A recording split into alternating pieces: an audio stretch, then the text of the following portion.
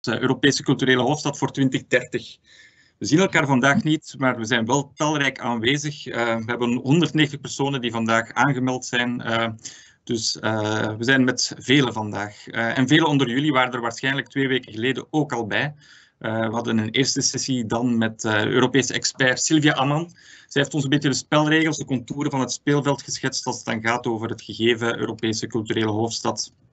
Verslag van die eerste sessie kunt u vinden op de website van de Dienst Cultuur van de stad Gent. Vandaag gaan we focussen op 2 cases. Lille 2004, Rijeka 2020. Lille iets dichterbij qua afstand. 2004 iets verder in de tijd, Rijeka iets verder. Maar toch een recente case, want Rijeka 2020 loopt nog een stukje. Aan het begin van ons traject is de bedoeling om te leren over de ervaringen van anderen. Mijn naam is Joris Janssens, ik werk voor Idea Consult. En net als vorige keer zal ik deze sessie begeleiden. Voor we eraan beginnen, geef ik graag eerst het woord aan Schepen van Cultuur Sami Sougir, nadien ook aan burgemeester Matthias de Klerk, die net als vorige keer ook deze sessie gaan introduceren en u welkom heten. De burgemeester is er nog niet, die zal hopelijk dadelijk aansluiten.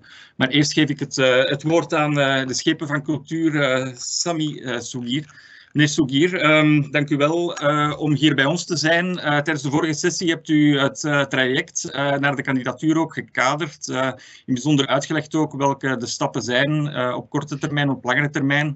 Vandaag heb ik een andere vraag voor u, naar aanleiding ook van iets van wat Sylvia Ammann vorige keer heeft gezegd. Ze heeft een aantal interessante tips en tricks meegegeven. Ze heeft gezegd aan ons dat het absoluut noodzakelijk is dat een traject naar een Europese culturele hoofdstad kadert in een lange termijnvisie op de culturele strategie van de stad. Dus het gegeven culturele hoofdstad moet ons helpen ook op langere termijn stappen te zetten. Ze gaf ook mee dat het idee van transformatie daarbij echt belangrijk is om na te denken welke hefbomen onze kandidatuur kan hebben ook op langere termijn voor de ontwikkeling, transformatie van de stad en het cultuurveld. Hoe kijken jullie daar vanuit de stad naartoe? Hoe kadert voor jullie dit traject ook binnen die lange termijnstrategie en op welke manier werken jullie daaraan? Een heel goede middag iedereen en opnieuw welkom. Heel blij om opnieuw te moeten vaststellen dat er 190 deelnemers zijn op dit moment of 190 inschrijvers. Zoals gezegd, de burgemeester zal zich nog vervoegen, maar had nog een vergadering met betrekking tot een aantal corona-aanpakken in Gent. Dus sowieso sluit hij zich nog aan. Om op uw vraag te antwoorden, ik denk dat we inderdaad, lange termijn, dat we daar nu al effectief ook wel degelijk mee bezig zijn. Het feit dat we vandaag ook al 9 jaar op voorhand aan het reflecteren zijn, ook een brede oefening aan het maken zijn, om te kijken ook van bottom-up, hoe gaan we bij wijze van spreken onze kandidatuur vormgeven. En inderdaad, de eerste sessie was ook een heel mooie sessie om te kijken van waar gaan wij als stad Gent ook het verschil in onze kandidatuur naar voren schuiven. Dat denk ik inderdaad dat het feit dat we vandaag opnieuw samen zijn, juist aantoont dat we nu al de reflectie maken naar inderdaad die lange termijn visie voor de komende jaren. Maar ik denk ook inderdaad los van 2030 dat gans die transformatie die Gent ongetwijfeld zal doorlopen de komende jaren, ook nadien zal moeten verder aanhouden. Dus het gaat niet alleen maar als mijlpaal 2030, maar waar je bij wijze van spreken naar de toekomst toe gaan kijken. En we zijn toch wel met een aantal, laat me zeggen, velden bezig tegelijkertijd, een aantal werkvelden. Ik verwijs uiteraard in eerste instantie naar de lopende bevraging in het kader van onze kandidatuur, zoals vandaag, die dan ook moet uitmonden in een inhoudelijke nota om als visie en strategie naar de komende jaren toe aan de slag te gaan. Maar we hebben ook parallel toch een aantal oefeningen die lopen. Er zijn de landschapstekening kunsten onder leiding van het kunstenoverleg in onze stad, waar toch een aantal belangrijke conclusies ook, dacht ik, tegen Pasen zullen worden verwacht. Naast die landschapstekening hebben we ook binnen het kunstenoverleg, wat we ook vanuit de stad ondersteunen, toch een aantal thematische werkgroepen die lopen te zijn, gaande van diversiteit, inclusie, ruimte, op de verschillende gelaagdheden gaan kijken van hoe gaan we daar verder mee aan de slag de komende jaren. En we hebben sowieso ook in mijn beleidsnota de optie voorzien om ook een masterplan culturele infrastructuur te voorzien voor de komende jaren van een brede oefening in Gent van waar staan we met onze culturele infrastructuur. We hebben nog maar net bijvoorbeeld Muziekcentrum De Bijl ook een een volledig gerenoveerde zaal geopend. We hebben volgend jaar het wintercircuus met de pop- en rockzaal die opent. We hebben op verschillende facetten heel wat dossiers die lopende zijn. Waar staan we en waar moeten we de komende jaren en decennia nog op inzetten? Wat is nog een manco of een tekort, zowel in onze wijken als deelgemeenten, om onze infrastructuur optimaal te houden? En dat is bij wijze van spreken ook een keuze geweest bij de start van deze beleidsperiode om enerzijds sterk in te zetten op onze infrastructuur van onze cultuurhuizen, zodat die effectief ook de omkadering op en top is. En tegelijkertijd, naast het investeren in stenen, zoals ik al meermaals heb meegegeven, ook het investeren in mensen, ook die specificiteit en de eigenheid van Gent verder gaan stimuleren, het experimentele in ons Gent ook mogelijk maken door inderdaad ook stevig te investeren op projectsubsidies, structurele ondersteuning van organisaties en dergelijke meer.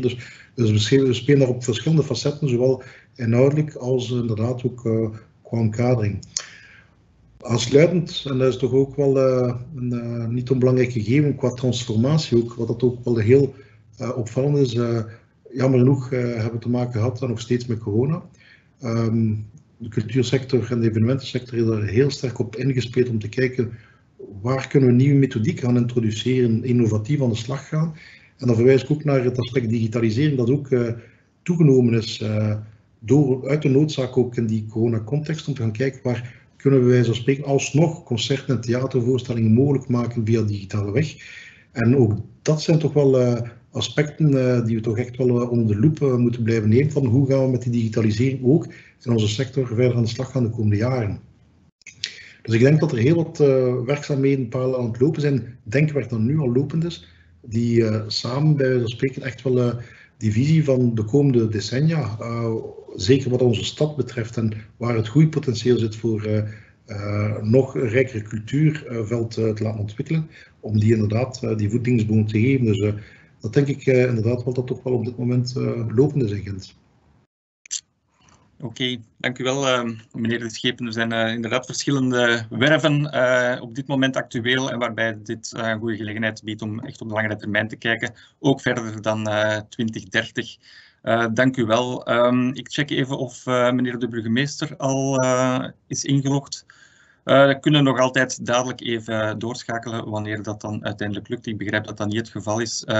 Laten we dan verder gaan en beginnen aan deze tweede inspiratiesessie. Graag herneem ik nog even het waarom van deze reeks van sessies. Zelf werk ik voor de IDEA Consult en zoals vorige keer ook toegelicht, we helpen de stad Gent in deze eerste fase, dit voorjaar, om die contouren van die Gentse kandidatuur te exploreren. Dat gebeurt via een bevraging, zeg maar, van het veld, cultuursector, breder veld in Gent. Dat is begonnen in februari, maar wordt vanaf april of van maart, april ook breder uitgerold. We houden u daarover op de hoogte. Maar de reeks van deze inspiratiesessies heeft als doel vooral om het speelveld in kaart te brengen. Waarover gaat het? Wat zijn de do's en don'ts waar je rekening mee moet houden als het gaat over een kandidatuur als Europese culturele hoofdstad? En we doen dat in een reeks van 4 digitale inspiratiesessies. Vandaag is dus de tweede. Zoals ik al zei, we hoorden eerst expert Sylvia Amman die het bredere kader, de belangrijkste aandachtspunten, beoordelingscriteria introduceerde. Vandaag gaan we dus inzoomen op 2 cases. Lille 2004 en Lille 3000. En daarvoor hebben we te gast Thierry Leseur en Vanessa Duret. Nadien spreken we Emina Visnic van Rijeka 2020. En ze gaan niet alleen de grote lijnen van hun project toelichten, maar vooral ook hoe het is ontwikkeld, het concept, strategische lijnen, managementstructuur en dergelijke meer. Vooral belangrijk om te weten waar moeten we zelf hier in Gent rekening mee houden als we onze kandidatuur verder ontwikkelen. Wat zijn de do's en de don'ts, de tips en de tricks? We gaan werken in 2 blokken. Eerst 50 minuten focus op Lille en français. And then we will focus for 50 minutes on Rijeka in English. Eerst schets ik graag nog even in het Nederlands hoe we met elkaar kunnen interageren. We zijn in een webinar-omgeving. In uw interface kunt u vanaf nu ongeveer, als dat geactiveerd wordt, een blokje Q&A zien. Via dat blokje Q&A rechtsboven in de Teams interface hebt u de mogelijkheid om schriftelijk vragen te stellen. Dat kunt u doen in de taal van de spreker, dat kunt u ook doen in het Nederlands. Na elke introductie van elke case zal ik zelf de vragen stellen aan de sprekers. Nadien komt het materiaal ook online, kan ik ook nog even meegeven. De sessie wordt opgenomen, verschijnt normaal gezien morgen online op de website van de Dienst Cultuur. Mochten er vragen zijn die u stelt via de Q&A die we vandaag niet kunnen behandelen tijdens deze sessie, dan worden die ook verwerkt in een verslag en ook dat komt online. Goed, voor we naar Rijssel gaan, misschien nog even checken. Ik krijg denk ik melding dat de burgemeester intussen is aangesloten. Ja. Oké. Oké, we gaan verder. On va commencer avec le cas de Lille. Commençons par cette histoire. Je suis sûr beaucoup d'entre vous dans le public ont des bons souvenirs de Lille 2004. Je me souviens dans le temps que Lille 2004 a été développée dans une relation très proche avec des partenaires à Gand, des partenaires culturels aussi avec la ville de Gand. 2004 fait déjà longtemps. C'est important de noter en avance que le cadre politique et le cadre d'évaluation des capitales européennes de la culture, ça a fortement changé. Et pour donner un exemple, à l'époque, il n'y avait pas de système de compétition entre différentes villes d'un même pays. Ça, c'est le cas maintenant. Aussi, le processus de préparation dans le temps, c'était beaucoup plus court que maintenant. Alors, il y a beaucoup qui a changé. Mais je suis certain aussi qu'on va pouvoir apprendre beaucoup du cas de Lille. Peut-être M. Letchevin a déjà expliqué que l'idée d'infrastructure est vraiment importante aussi pour Gand. Ici, par exemple, Lille est bien un cas très intéressant. Mais pour expliquer tout ça, je vais donner la parole à Thierry Lesseur et Vanessa Durin. Thierry Lesseur, il est coordinateur général de Lille 3000 et ancien membre aussi de l'équipe de Lille 2004. Après, il va donner la présentation. Après, Thierry sera assisté par Vanessa Duret, chargée de la communication aussi pour le Q&A. Thierry, la parole est pour vous. Oui, bonjour, bonjour Gand et bonjour à tous, bonjour à toutes.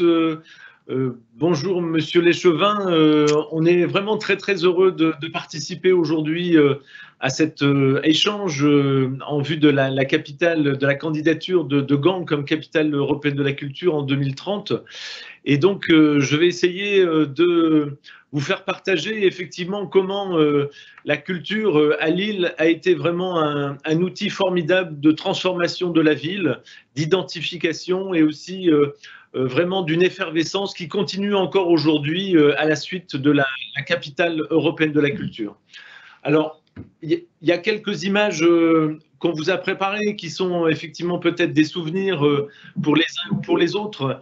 Et à travers ces images, l'idée c'est de mettre en avant quelques aspects ou insister sur quelques points qui ont fait effectivement le succès de la capitale européenne de la culture et qui ont montré comment la culture pouvait être un formidable outil pour le rayonnement d'une ville, d'un territoire au niveau international, mais aussi un formidable outil d'intégration de la population, du public, qui s'est retrouvé effectivement dans cette grande manifestation. Donc effectivement, ça fait quelques années, ça a commencé le 6 décembre 2003, qui est une date pas tout à fait innocente, puisque c'est le jour de la Saint-Nicolas, et on sait que la Saint-Nicolas est importante à Lille comme à Gand, et donc c'était l'idée de montrer symboliquement que cette capitale européenne de la culture d'abord avait un peu d'avance, et puis commençait le jour de la Saint-Nicolas. Elle s'est déroulée donc jusqu'en novembre 2004. Et donc, elle s'est déroulée à Lille, bien sûr, mais aussi dans la métropole de Lille, dans la région Nord-Pas-de-Calais et aussi dans l'Euro-région, puisque beaucoup de villes en Belgique, en Flandre ou en Wallonie étaient partenaires et ont participé activement au programme de la capitale européenne de la culture. Kortrijk, Tournai, Mons, Gand aussi, on avait fait toute une opération qui était un monde parallèle de Gand pour l'occasion. Et donc, ce périmètre, c'est peut-être le premier point sur lequel je voulais insister, puisque c'est en fait Pierre Mauroy, qui était à l'époque le maire de Lille, qui était donc ancien Premier ministre, qui avait défini effectivement le périmètre de cette capitale européenne de la culture en disant ce n'est pas Lille, c'est toute la métropole, ce n'est pas simplement la métropole, c'est toute la région Nord-Pas-de-Calais, et ce n'est pas simplement la région Nord-Pas-de-Calais, c'est l'Euro-région. Donc vraiment la volonté politique de marquer un événement qui puisse rayonner très très largement au-delà des frontières de la ville de Lille, et puis avec ce lien très très particulier et très fort transfrontalier qu'il voulait affirmer. Et donc ça, cette première donnée sur le portage politique, il est extrêmement important. Ça a été une des raisons de notre succès, avec Martine Aubry, qui est devenue maire de Lille et qui était présidente de Lille 2004 et qui a été en toutes circonstances d'un poids et d'une déterminante efficacité pour effectivement convaincre tous les partenaires, les financements, les financeurs, pouvoir aussi appeler des présidents de très grands groupes de mécènes pour effectivement monter cette opération de capitale européenne de la culture. Alors, vous avez l'image de la parade d'ouverture qui était donc le 6 décembre. On a commencé par une grande fête et vous voyez, il y avait un petit peu de monde dans la rue. Et l'idée, c'était effectivement de retrouver les racines de Lille, de la région aussi, la braderie bien sûr, les grandes parades flamandes qui nous ont beaucoup inspirés, mais aussi les carnavals. Donc, comment en fait on se retrouve tous dans la rue, les uns avec les autres, quel que soit son statut social ou son origine, pour partager ensemble une émotion très forte. Et ça a été vraiment le point de départ. On en a parlé dans tous les médias de cette parade d'ouverture. Ça a marqué vraiment le démarrage. Il faisait 5 degrés ou moins 5 degrés, mais on était tous, on avait très très chaud. Et voilà, c'était une ouverture à la dimension de l'ambition de cette capitale européenne de la culture, de s'adresser à tout le monde, de vraiment célébrer les valeurs qui sont celles de Lille et qui sont celles du nord de la France. Voilà, donc une autre importance pour continuer, c'est l'espace public. Alors ça, c'était vraiment aussi un axe tout à fait important de la programmation. L'idée que, bien sûr, il y a eu des grandes expositions, bien sûr, tous les musées de Lille, de la région ont participé, ont développé leur propre programme. Et ça, c'était aussi un des axes importants de cette capitale européenne de la culture, où l'idée n'était pas que l'équipe de la programmation vienne uniquement de la capitale européenne de la culture, mais soit portée et proposée par l'ensemble des partenaires des musées, et puis aussi d'avoir des grandes réalisations dans l'espace public. Ici, c'était la gare Lille-Flandre qui était rose, et donc quand on sortait du train, on voyait la vie en rose. Donc l'idée, c'était de pouvoir s'adresser à tous les publics, à tous les gens qui vont au travail, qui traversent la ville, et de ressentir des émotions face à des installations dans la ville. C'était aussi, par exemple, ces tulipes de Kusama qui sont toujours là et qui sont devenus le symbole de Lille. Donc Yao Kusama, une très très grande artiste contemporaine japonaise, qui a donc réalisé ces tulipes de Shangri-La et qui donc sont devenues le symbole du renouveau de Lille, juste devant la grande tour de Christian de Porzampar. Voilà, donc là aussi, inscrire dans la ville, dans l'espace public, le programme de cette capitale européenne de la culture. Voilà, un autre exemple au Palais des Beaux-Arts, donc le Grand Musée de Lille, Flo Harper. On avait eu aussi la grande exposition Rubens qui avait fait plus de 400 000 visiteurs. C'était une des expositions les plus fréquentées pendant toute cette année 2003 au monde. Et donc, voilà, l'idée c'était aussi, avec Rubens, de évidemment se souvenir des racines de Lille, des racines flamandes, des racines espagnoles également. Et donc, voilà, tous les musées de Lille et de la métropole et de la région ont participé effectivement à cette Voilà. Et puis c'était aussi donc des nouveaux lieux comme le Tripostal qui était un véritable Tripostal qu'on a récupéré 3 mois avant l'ouverture et qui est devenu tout de suite l'endroit préféré pour à la fois voir des expositions mais aussi avoir des performances, des nuits musicales, électroniques et donc avec en particulier sur le design une grande opération qui a clôturé l'année européenne de la culture avec les Droog Design de Rotterdam.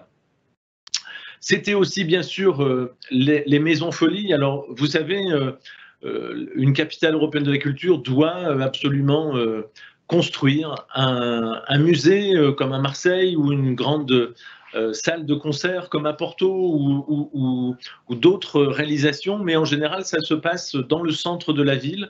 Quelquefois ça n'est pas terminé quand commence l'année européenne. Et Lille, nous avions choisi une autre voie qui était de créer des maisons folies. Donc il y en avait 12 au total. Et donc elles étaient non pas dans le centre de la ville de Lille, mais dans les quartiers ou dans les communes de la métropole. Il y en avait également à Courtrai, avec l'île Bouddha, et à Tournai. Et ça a donné lieu à des programmes finalement de réhabilitation de la ville, donc des quartiers, puisque ces maisons folies sont installées, puisqu'elles continuent à vivre avec force, elles sont installées dans d'anciennes friches industrielles, ici à Oisem, qui est sans doute une des plus belles, où il y a une salle de spectacle qui a été construite, il y a une salle d'exposition, il y a aussi des résidences pour les artistes, c'est à la fois ouvert à une programmation tout à fait exigeante, mais c'est aussi un lieu pour les habitants du quartier et c'est devenu aujourd'hui le centre du quartier de Oisem. C'était vraiment une ruine avant que les travaux ne commencent, c'était une ancienne usine textile, on reconnaît la cheminée qui est là et c'est devenu un des fleurons et des lieux vraiment emblématiques de la capitale européenne de la culture. Et ça, c'est un autre point extrêmement important. En tout cas, nous, on avait vraiment cet objectif-là, que cette capitale européenne de la culture ne s'adresse pas simplement aux convaincus, j'allais dire, ils sont venus et ils sont venus en nombre de partout, mais puissent s'adresser au plus près des quartiers, des communes, de la métropole, de la ville, de la ville de Lille, et que la capitale européenne de la culture soit l'occasion d'une transformation urbaine avec des nouveaux lieux en phase avec les nouvelles pratiques culturelles. Et ça a été vraiment le programme formidable des Maisons Folies qui ont été toutes ouvertes en mars 2004, donc vraiment au tout début de l'année européenne de la culture, et donc qui ont fonctionné jusqu'à la fin et qui continuent encore aujourd'hui à fonctionner. Alors, pour continuer encore sur cette capitale européenne de la culture, peut-être dire un mot très important sur le choix du directeur général et de la gouvernance. Donc, pour la gouvernance, donc, à la différence d'autres capitale européenne de la culture, et par exemple Genova, qui était capitale en même temps que Lille, qui avait choisi de gérer l'ensemble du programme à l'intérieur de la ville de Genova. Nous avions choisi, et la proposition avait été faite de créer une structure, une association 1901, à but non lucratif, pour gérer l'ensemble du programme de cette capitale européenne de la culture. C'est un choix extrêmement important parce que le temps passe très très vite sur la préparation et il faut être extrêmement souple. Et donc, d'un point de vue réglementaire, d'un point de vue de finances, de pouvoir s'ajuster effectivement aux différentes péripéties qui ne manquent pas d'arrivées, des retards, des surprises. Il nous a semblé que la structure associative était la meilleure structure, en tout cas la plus simple et la plus souple pour effectivement gérer cette capitale européenne de la culture. Et ça, c'est un point éminemment crucial dans le choix pour que, effectivement, par la suite, l'outil qui va porter cette capitale puisse être le plus efficace possible. Alors, On avait évidemment une association avec plusieurs collèges, un collège économique qui rassemblait les grands patrons de la métropole, un collège culturel qui rassemblait les grands partenaires culturels de la ville et de la métropole, et un collège politique qui rassemblait les différents financeurs de la capitale européenne de la culture. La ville de Lille, bien sûr, la communauté urbaine, donc la métropole, la région Hauts-de-France, les 2 départements du Nord et du Pas-de-Calais, et puis des représentants, des maires de différentes villes concernées ou qui prenaient part au programme de cette capitale européenne de la culture. Et donc, c'est au sein de cette association et au sein de ce bureau principalement de cette association que les grandes décisions se prenaient et étaient appliquées pour effectivement mettre au point le programme et tout ce qu'il y avait autour. Un autre point extrêmement important, c'est le choix du directeur général. On le sait bien, dans l'histoire des capitales européennes de la culture, il y a eu plein d'aventures ou de mésaventures avec le choix de ce directeur général. C'est Didier Fusillé qu'aurait aimé être avec nous aujourd'hui et qui finalement n'a pas pu se libérer, qui avait été choisi en 1999. Le 98, c'est la désignation de Lille comme capitale européenne de la culture. Il a été recruté et choisi pas tout à fait un an après. Et donc, il se trouve qu'il dirigeait la scène nationale de Maubeuge, donc il avait une parfaite connaissance du terrain, de la culture de ce territoire, des différents partenaires culturels, des différents responsables à tous les étages. Et ça a été aussi un facteur extrêmement important pour faire en sorte que cette capitale européenne de la culture soit pas comme une soucoupe volante qui arrive de nulle part, mais soit vraiment en phase et ancrée dans ce qui est la réalité et la vitalité des acteurs culturels de Lille et de la région et de la métropole, bien évidemment. Et ça, c'est aussi un point extrêmement important à ne pas négliger, c'est le choix de ce directeur général et de faire en sorte qu'il soit complètement imbibé ou intégré au tissu culturel local. On sait, en France notamment, il y a eu quelques exemples où c'était moins simple. Il y a eu même des réactions quelquefois de rejet quand ce directeur général n'était pas reconnu comme légitime par l'ensemble des partenaires culturels. Donc ça, c'est un point extrêmement important là-dessus. L'implication des partenaires culturels, justement, donc ça c'est aussi un élément extrêmement important.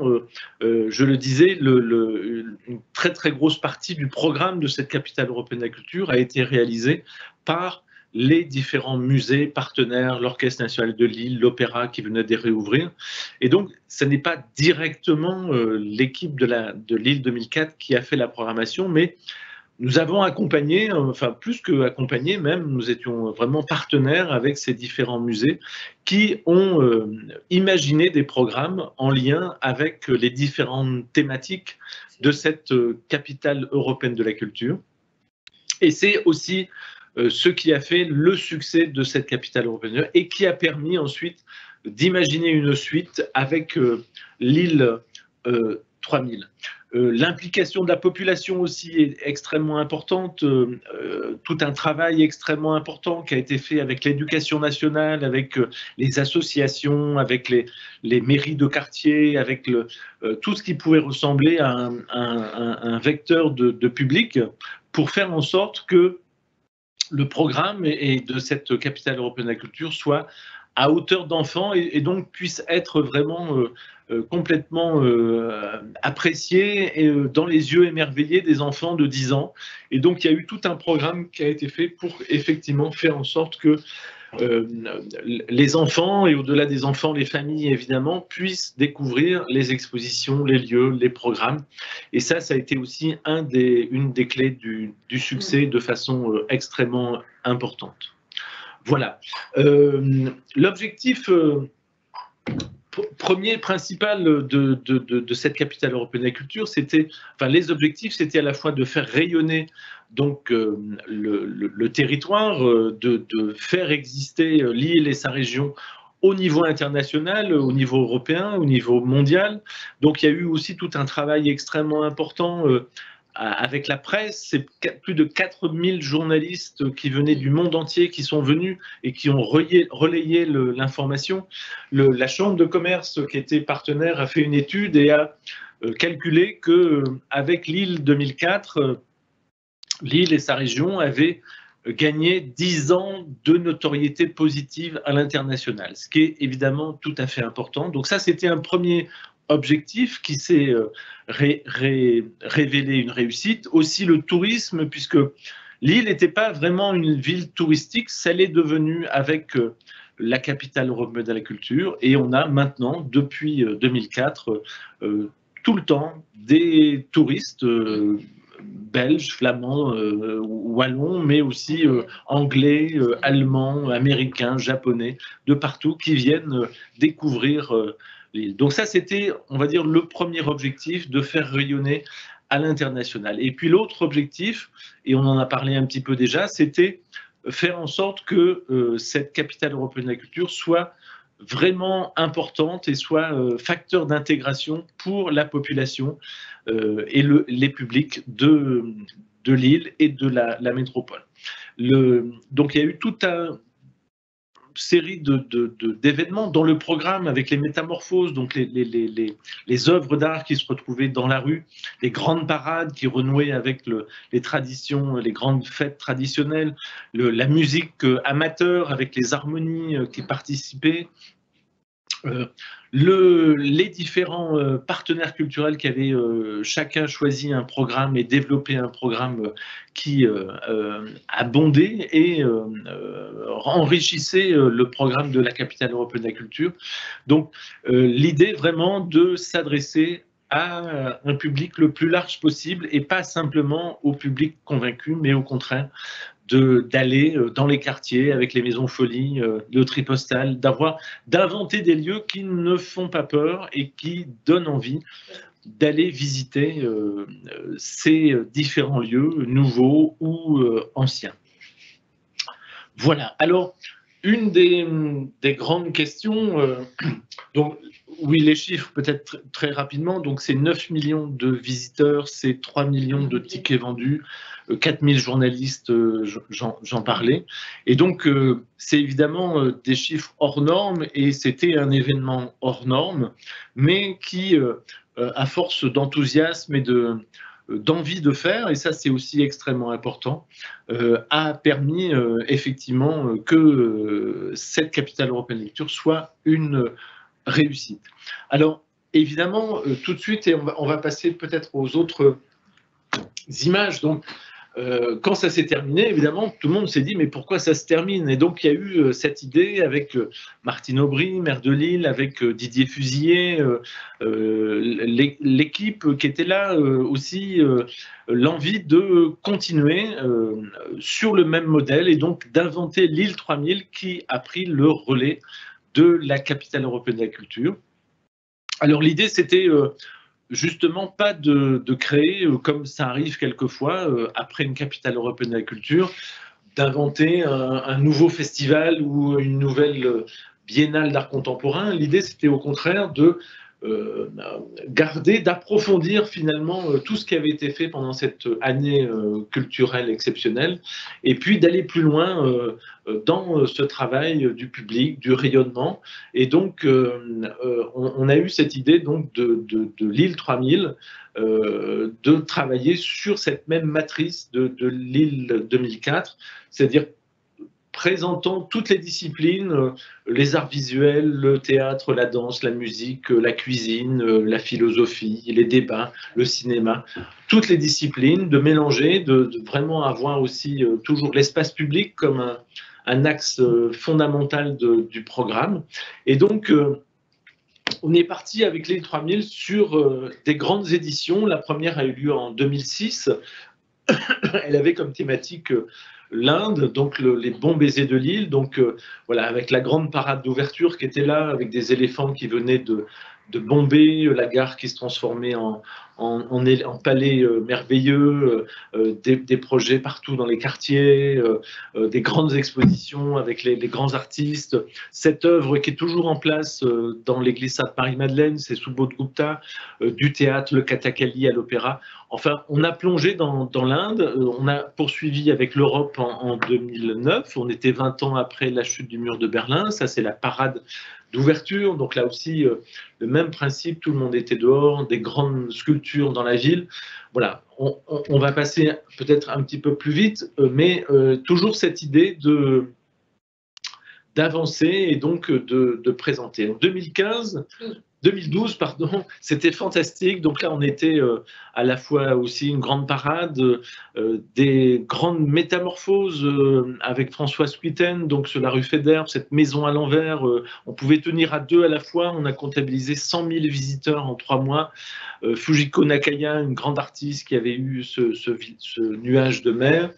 Voilà, donc là aussi des projets extrêmement étonnants, avec aussi le MUMO, donc ce musée mobile qui s'est promené partout dans la métropole de Lille pour aller à la rencontre des enfants et où c'était très souvent le premier contact avec une œuvre d'art. Renaissance, c'était en 2015, donc c'était plusieurs villes qui étaient invitées, Détroit, Rio, grande parade aussi évidemment, au Tripostale, des expositions. Donc toutes ces éditions, effectivement, rassemblent à chaque fois entre 1 million et 2 millions de visiteurs sur 3 mois, dans les maisons folies, dans les différents lieux de la ville. Et puis Eldorado, qui était sans doute la plus belle des éditions, c'était en 2019. C'était le Mexique qui était l'invité principal. Donc toujours cette recherche d'invitation de civilisation, de culture très éloignée, et donc avec une grande fête, avec un ancrage territorial très important, puisque toutes les communes de la métropole de Lille, c'est-à-dire les 90 communes, ont participé à l'événement. Et puis là aussi, sur l'or, sur la recherche de l'or, avec les artistes de Oaxaca, avec les musées de Mexico, grande édition qui a eu vraiment un impact très très populaire. Alors en dehors de ces grandes éditions qui ont lieu à peu près tous les 3 ans et qui nécessitent un long temps de préparation, au Tripostale, qui est un lieu absolument formidable, on a accueilli aussi beaucoup d'expositions d'art contemporain, la Fondation Pinault, la Saatchi Galerie, le Centre Pompidou, les centres des arts plastiques, les collectionneurs flamands de Courtrai, la Galerie Perrotin. Voilà. Donc à chaque fois, c'est aussi de poursuivre, donc de continuer ce travail de développement et de faire en sorte que la culture est vraiment au cœur des préoccupations de la ville et du développement de la ville. Et puis cette gare Saint-Sauveur qui a été ouverte en 2009, qui est une ancienne gare de marchandises et qui est devenue le lieu préféré des Lillois et des non-Lillois. En 2019, on a accueilli 500 000 visiteurs en 6 mois, ce qui est évidemment extrêmement important, avec des expositions, avec des spectacles qui se déroulent dans les différents espaces, avec les partenaires culturels, et puis aussi des choses assez étonnantes comme le foot forain au moment de la Coupe du Monde de football. Voilà, en tout cas un lieu extrêmement important, donc qui était nouveau, qui n'est pas une maison folie, mais qui nous a incité finalement à poursuivre ce travail d'inventer des lieux nouveaux pour la culture qui soient en phase avec les pratiques culturelles d'aujourd'hui. Alors très très vite, et avant de conclure, le voyage continue bien évidemment. Donc cette année et l'année dernière, c'était très très compliqué, mais on a un très très beau projet avec le musée du design de Gand, Design Museum de Gand, qu'on adore. Donc il y a Clorec qui vient de se terminer chez vous, donc on aura Colors, etc., qui doit démarrer le 9 avril. On est évidemment, on croise les doigts. Et puis aussi les jeunes artistes de la métropole, de l'Eurométropole, mais aussi de Gand, Young Colors, donc à peu près aux mêmes dates. Et puis, on devrait être aussi donc faisant partie du pavillon France de l'exposition universelle de Dubaï, avec une exposition sur les textiles. Et on prépare en parallèle donc la 6e édition thématique de Lille 3000 qui s'appelle Utopia, qui va se dérouler donc à Lille, dans la métropole de Lille et dans la région Hauts-de-France, et qui aura comme thème la nature. Voilà, les partenaires, donc bien sûr la ville de Lille, la métropole européenne de Lille, la région Hauts-de-France, le ministère de la Culture, l'Europe, et puis les partenaires officiels, et ça c'est vraiment aussi important, puisque depuis 2004, les grandes entreprises nous soutiennent, EDF, Auchan Retail, la Caisse d'épargne, AG2R La Mondiale, Air France, Westfield, et donc à chaque fois c'est aussi une occasion d'associer des mécènes à toutes nos opérations. Alors, peut-être juste pour conclure, je ne sais pas du tout si je suis dans les temps, mais voilà. En tout cas, dire que être candidat et préparer une capitale européenne de la culture, c'est une expérience absolument extraordinaire qui permet de repenser la ville, d'inventer des choses et qui justement place la culture comme le levier central pour justement transformer durablement la ville. Alors je sais que les règles de désignation ont changé, qu'elles sont plus contraignantes. En 2004, voilà, le dossier de candidature avait 10 pages, je crois. Ça s'était décidé avec les ministres de la Culture, donc c'est Gênes et Lille qui avaient été choisis. Maintenant, c'est beaucoup plus compliqué, mais voilà, je sais qu'il faut respecter les règles, mais je crois que l'importance d'avoir un projet extrêmement fort permet aussi de s'accommoder des règles, et c'est peut-être ça le plus important. Il faut voir grand et puis avoir confiance en ce projet que vous allez développer. Merci beaucoup et bonne chance à Gand. Merci beaucoup Thierry, c'est très impressionnant. Comme vous avez dit, un projet très fort avec des résultats vraiment visibles. Alors c'est impressionnant et ça donne de l'inspiration ici. Merci beaucoup. J'ai peut-être quelques questions aussi pour les gens dans le public. Si vous avez encore des questions, n'hésitez pas à les poser. Peut-être pour commencer, Thierry et aussi Vanessa, les choix que vous avez faits, les choix dans le programme culturel, les thèmes, c'est vraiment très clair. Vous avez fait le choix de faire un projet pour tout le monde, en fait. Vous avez aussi un projet qui fait le choix d'investir dans l'infrastructure, aussi l'espace public. Peut-être une question, comment est-ce que vous avez fait ces choix? Vous avez dit que l'implication du secteur culturel est importante, aussi la volonté publique. Comment est-ce que vous avez fait les choix? Est-ce que vous avez fait d'abord un état de lieu de la ville? Comment c'était le processus de faire ces décisions? Alors, je l'indiquais avec le choix du directeur général. Didier, en fait, Didier Fusilier avait effectivement à la fois cette connaissance du terrain et puis aussi, je crois qu'il s'est beaucoup inspiré. En tout cas, il voyageait beaucoup, il voyage toujours beaucoup. Et il y a eu beaucoup d'exemples qui l'ont beaucoup frappé en Belgique, bien sûr, hein, aux Pays-Bas également. Et donc, tout ça, ce sont des expériences, ou en tout cas des inspirations qui ont donné un petit peu la ligne générale. Et ensuite, tout ça, c'est dans ce dialogue avec les élus, avec Martine Aubry en particulier, le programme s'est mis en place en fait petit à petit sur ces grands axes qui étaient vraiment les points les plus importants de ces objectifs de cette capitale européenne de la culture.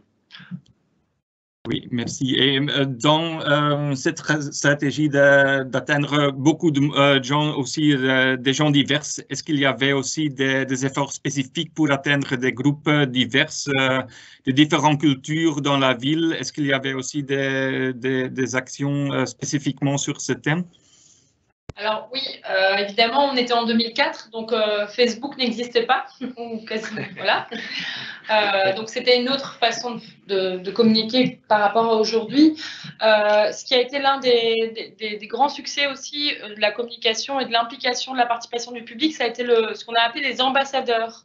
Donc très vite, on s'est dit que le public, les habitants, pouvaient aussi prendre part au projet, non pas juste en participant de manière active, mais aussi déjà être relais d'information.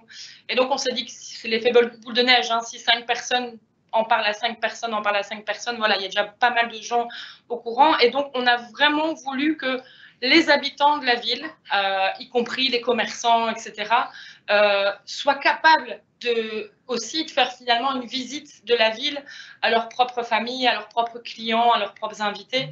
Et donc, tout le monde s'y est mis. Et c'est vrai que ce réseau d'ambassadeurs, qui a d'ailleurs été repris après par d'autres capitales comme Mons, par exemple, en Belgique, on en est assez fiers. Et au jour d'aujourd'hui, c'est quelque chose qui fonctionne encore. Alors aujourd'hui, on appelle ça réseau social, on appelle ça Facebook, mais on a un peu inventé ce phénomène-là avant même que les réseaux sociaux voient le jour, quoi. Oui. En fait, il faut parler à beaucoup de gens. Voilà. Oui. Donc, on a fait des centaines, des milliers de réunions, d'associations, vraiment des commerçants, les taxis, les restaurants, ouais. Les entreprises, enfin tout le monde, on parlait à tout le monde et on expliquait ce qui allait se passer. Il fallait donner l'envie d'abord aux gens d'ici pour qu'après les gens d'un peu plus loin puissent venir aussi, quoi. Ouais. Ouais. Ensuite, il y a eu un effet aussi très important, et là, c'est peut-être particulier à la France, mais sur la presse. Quand on a eu, par exemple, les médias nationaux, le journal de TF1 qui faisait un direct, où là, il y a eu un effet miroir où les gens se sont dit ah ouais, on est capitale européenne de la culture, on l'a vu à la télévision. Et donc, il y a eu un espèce d'effet comme ça. Et donc, ça, on peut le dire aussi, un sentiment de grande fierté retrouvée qui s'est exprimé parce qu'à la fois, il y avait des choses magnifiques, mais aussi que le fait que on nous renvoyait une image très positive de ce qui se passait. Et les gens étaient très heureux de ça.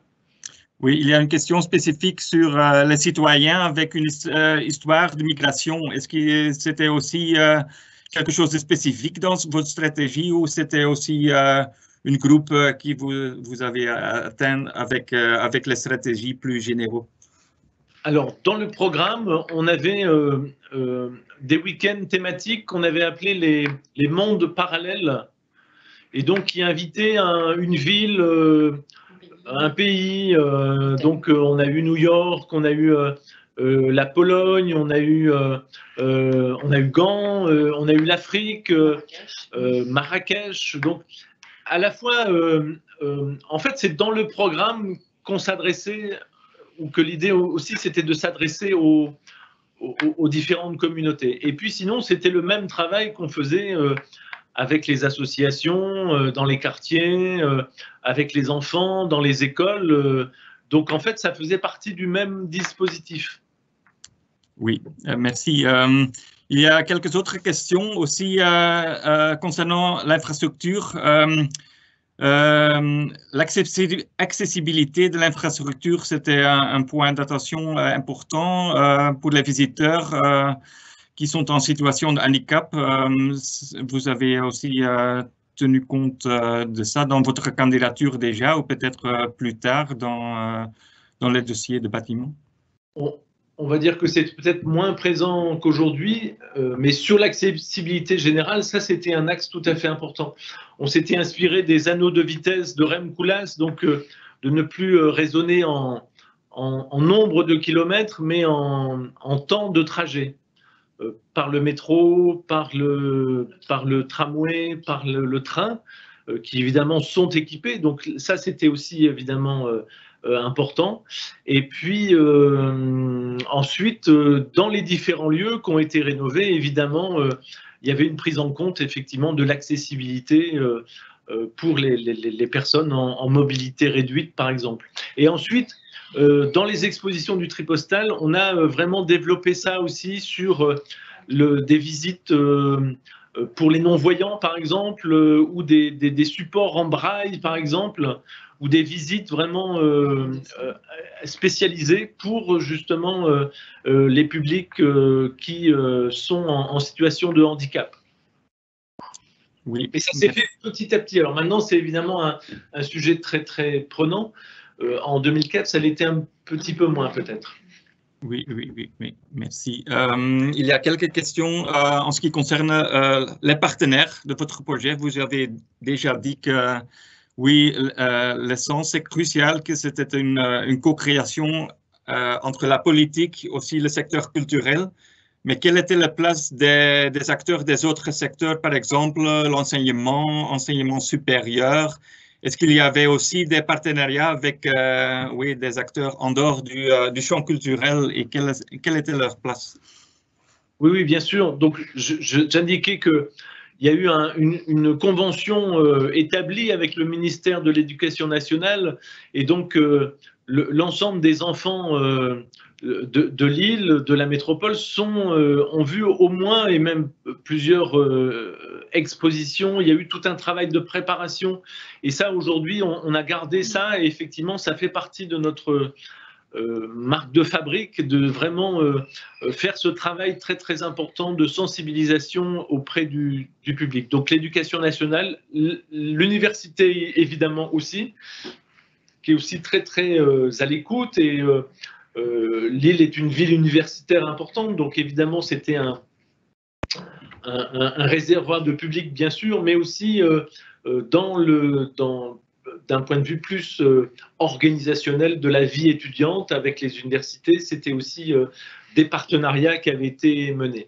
Et puis aussi sur les entreprises, donc tous les partenaires pour la capitale européenne de la culture, c'était 82 entreprises qui étaient partenaires, qui évidemment finançaient un projet ou une exposition ou autre chose, mais qui aussi devenaient vecteurs de communication. C'est-à-dire qu'on a touché beaucoup de publics nouveaux par l'intermédiaire de ces entreprises. Oui, alors il y a une grande diversité de partenaires et aussi une diversité de ressources qu'ils mis en place en fait pour faire réussir le projet. C'est vraiment important aussi dans la structure de gestion, de gouvernance aussi, qu'il y a beaucoup de personnes qui savent faire ces liens.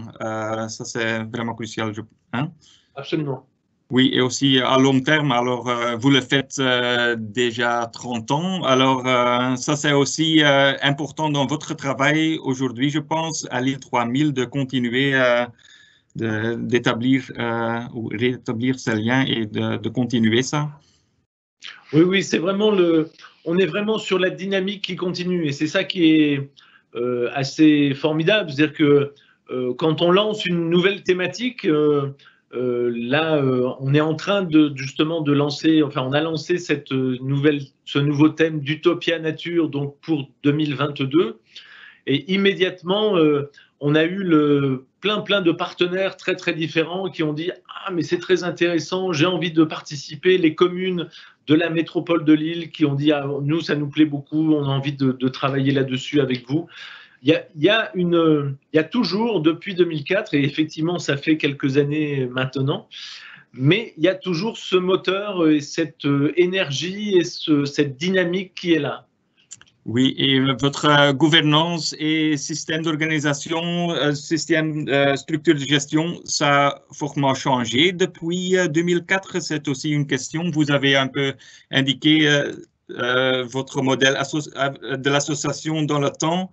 Mais comment est-ce que vous fonctionnez maintenant? C'est toujours le même type de structure, avec des mêmes types de relations avec l'administration culturelle urbaine, par exemple. Comment ça marche aujourd'hui? C'est la même chose ou est-ce qu'il y a des grandes différences? C'est globalement la même chose. On est toujours en association sans but lucratif, donc ASBL. Et ça, on y tient vraiment beaucoup. Ça a été validé vraiment au fil des années par tous les partenaires, aussi toutes les instances de contrôle. Donc ça, on y tient beaucoup. ce n'est plus Martine Aubry qui est présidente de l'île 3000, elle a été longtemps, elle a passé la main, mais elle est évidemment toujours très très présente parce qu'elle est évidemment toujours extrêmement impliquée et a toujours comme objectif que la culture soit un moyen évidemment de transformer, de construire la ville d'aujourd'hui. Oui, et le programme de l'île 3000 et les différents infrastructures, les maisons folies, etc., est-ce qu'ils ont une programmation autonome ou c'est vous qui organisez tout ça? Quelle est votre relation comme bureau, comme structure avec toutes les différentes infrastructures, les différentes organisations que vous avez mentionnées? Qui fait le programme en fait aujourd'hui? Alors, dès la fin de l'île 2004, chaque maison folie a été rattachée à sa ville d'appartenance. Donc il y a 2 maisons folies à Lille, mais il y en a aussi à Roubaix, il y en a à Villeneuve-d'Ascq, il y en a à Mons-en-Barœul. Et donc c'est chacune des communes qui gèrent ces maisons folies et qui ont désigné une équipe de programmation, un directeur, et font une programmation en dehors de nous. Simplement, au moment des grandes éditions, évidemment, on se retrouve et on imagine des projets ensemble. Oui, alors c'est vous qui coordonnez les grands événements, les grands programmes thématiques, et à part de ça, il y a aussi la programmation régulière des différentes maisons folies. Oui. Oui, ça c'est important et tout le monde a compris très très vite en 2004 que cette capitale européenne de la culture ou l'île 3000 qu'allait suivre n'avait pas de volonté hégémonique, mais au contraire faisait la démonstration qu'on était plus fort si on était ensemble pendant un moment, donc pendant une grande édition par exemple, mais qu'en dehors de ces grandes éditions, chacun évidemment, et pendant ces éditions, mais entre ces éditions, chacun avait son autonomie, faisait son programme, développait ses projets, et simplement à certains moments, on se retrouve. Et ça, c'est une bonne formule aussi. Merci. Il y a aussi une question au niveau des budgets. Est-ce que vous pouvez un peu indiquer le budget de l'île 2004? Quel était le budget? Qui étaient les partenaires qui investissaient? Quelle était la partie européenne dans ça? Quelle de la région? Quelle de la ville? Comment c'était le budget dans ce moment? Très bien. C'était 73 millions d'euros en fonctionnement et à peu près autant en investissement pour construire les maisons folies, rénover l'opéra, par exemple, à Lille, les différents équipements. Donc, 73 millions en fonctionnement, en activité et autant en investissement, en infrastructure. Oui. Et à ce moment, l'île 3000?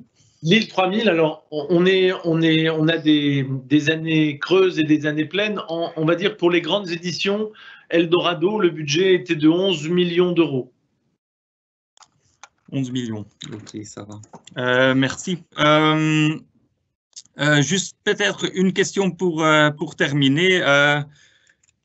Des questions du public, je vois que tout le monde est fort impressionné de votre histoire, mais quels sont les effets à ce moment que vous voyez encore, les effets principaux de cette histoire de capitale européenne? Vous avez déjà indiqué l'infrastructure est encore là, mais quelles sont, sur cette idée de transformation, les choses les plus importantes selon vous pour finir cette présentation?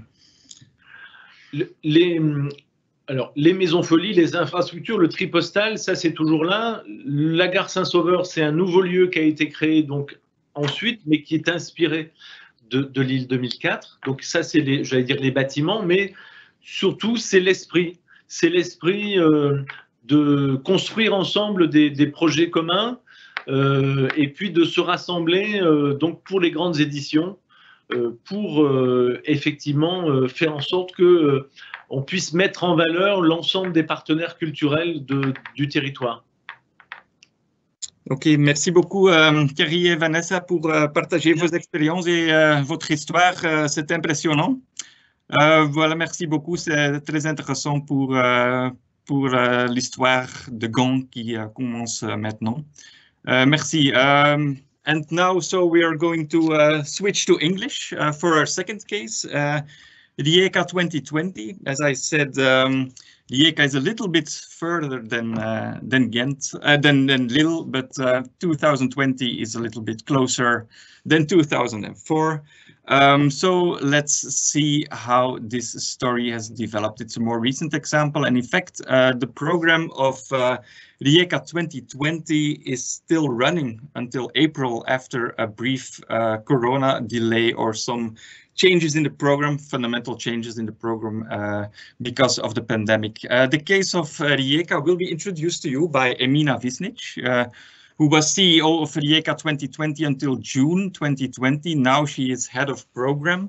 And I'm sure that many of you, if you have links with the very, very inspiring culture and artistic scene in Croatia, you might be familiar with Emina's trajectory. You might know her or the organizations which she worked or co-founded. Emina was the driving force behind many inspiring initiatives, Urban Festival, Mama in Zagreb, Pogon, in Zagreb, very interesting case. It's a cultural institution which was founded through a partnership between all the youth and culture organizations and associations in the city of Zagreb in co-governance with the city government. So this is a very interesting case. But Emina has also very many other interesting experiences. For instance, she was involved in the management of the Cultura Nova Foundation, and also has some experience in European cultural policy development via Culture Action Europe. So today, Emina is head of program of Rijeka 2020. Emina, I give you the floor to introduce the case of Rijeka 2020. We will work in two blocks of presentation. We will start with a first presentation of 20 minutes. After which we will have a brief Q&A of 5 minutes. After that, there will be a second part of the presentation. Emina, over to you. Thank you, Joris. Hello to everyone. Hello to everyone in Ghent. I hope I pronounce it well. Just before I start, I would like to ask Vince maybe just to give a video as a kind of taste of the atmosphere of the whole project.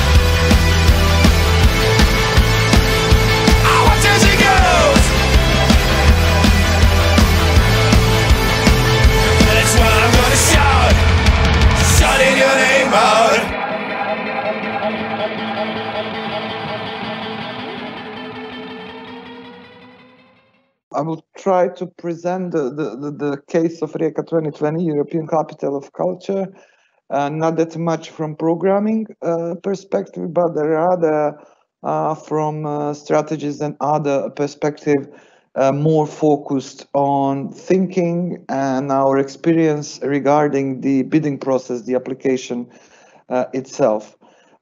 So we agreed to have two parts of presentation. In the first part, I would present what were the starting points of Rijeka as a city and general strategies that were chosen for the bid book and the project itself, about the process of candidacy. Then I will present some main ingredients, which are the infrastructural projects program, some examples, and the legacy of the projects. And in the end, I will give a few tips, and which I hope that will help. Also, the whole presentation, you would see There will be moments in which there will be some red lines. This is actually examining what we did through the criteria of European panel for European Capital of Culture. First, we started what anybody should do from our own city. We, of course, did look great examples such as Lille and some others, but we focused before all what Rijeka is. The city with a rich and complex history, once divided, have changed, I don't know how many governments in a recent 100 years, but from that perspective of history, a view towards the future. This is a city built by different migrations throughout Austro-Hungarian Empire and former Yugoslavia, a city of rich cultural life, both traditional and heritage, and contemporary and more progressive. It's a port. It's a port with a river. It's even called by the river. Rijeka in Croatian literally means the river. And it's a post-industrial city, a city with a lot of industries before which are not functioning anymore. At the same time as this is European Capital of Culture, we look at Europe. And what was Europe then? And when I said then, this is 2012, 13, 14, that period. As today and then, Europe is always facing intercultural or multicultural challenges. This was the period, if you remember, of huge migrations from east towards Europe. There was issues about the new forms of economy and of labor discussed, environmental issues that are still here. So from that, we developed this basic concept calling ourselves Sport of Diversity, and maybe we should put a little question mark there, because the whole programming and the whole process was that we also ask ourselves, having the eyes of Europe on us, are we really Port of Diversity? We developed a program connecting 3 different topics. One was water, literally water, you know, the sea, the river, but also water as a symbol of environmental challenges we are facing. Work, this is the field of economy. What are the new work forms that we can see or that we can think that will come? What are the economies that are developing around us? All that, including the creative sectors economy and migrations, of course, political and other migrations that we usually use this term for, but also migration as main strategy, if you like, in arts and culture and in cooperation and in spreading ideas, migrating them, and so on. From that, it was easy for us to prove to the panel that we have a clear and coherent artistic vision and strategy, which is one of very important criteria, and also that our project is relevant at European level by the themes and subjects it is focused on. I already mentioned the industrial, it was ex-industrial cities, so we had a lot of industrial heritage. And we had at the same time a clear need for new cultural venues, as the last bigger venues were built more than 50 years ago. So Rijeka chose investing in culture infrastructure as a priority. This is not obligatory by the European capitals of culture. There used to be a lot of problems with different capitals of culture, but for Rijeka, this made sense. And it also made sense not to build new facilities, some new buildings, but to use the existing one, to reuse them, renovate them, and repurpose them. Of course, here we talk also about the long-term strategy, about strengthening our capacities of the whole sectors, and about our capacity to deliver such a demanding project as European Capital of Culture is. The other specificity of Rijeka is that it has a quite limited territory at the administrative level, and that is focused, that is placed in a center of the quite diverse region with islands, the littoral region, mountains, and so on. Therefore, we choose not to focus only at a city, but to have a regional approach. And many ECOCs, they do so. They engage the whole region in a project itself. Therefore, we had a strategic partnership with our county of Primorje-Gorski Kotar. This was, of course, again, a long-term strategic vision and envisioned with the long-term impacts. Also, Rijeka has quite dynamic, stable, and progressive cultural scene. There are 8 cultural institutions owned by the city or by the county. 4 theater, national theater with 4 ensembles, 4 museums, puppet theater, art, cinema, and library. A lot of independent organization and thriving creative industries sector. Therefore, we didn't focus our main management strategy on the agency itself, which has been established for the implementation of the project, but rather on networking and building strong partnerships with inclusive program leadership, including curating. This was our investment in others in all sectors in order to secure the legacy of the project. This gives us opportunity to prove that we are working on the basis of our heritage and tradition, but we are also building new and innovative program, and it also give us opportunity to have a really a big range and diversity of different artistic culture and other activities. We also frankly and quite openly recognize that Rijeka artistic and cultural scene is really not recognized at the European level, and what would be to expect that our organizations and institutions, especially public institutions, are not that much connected with European scene. They don't often come to different partnerships, etc. Therefore, we looked at European dimension from different perspectives, and one of the most important, especially for programmatic level, was that we did a lot of partnership projects and co-productions with different organizations from Europe, even beyond Europe. Of course, involving artists from different European countries. We started quite early during a bid book process to have connections and develop partnerships with different European networks, and we did program a lot of international conferences. We also recognize that, frankly, the project of such an extent of such a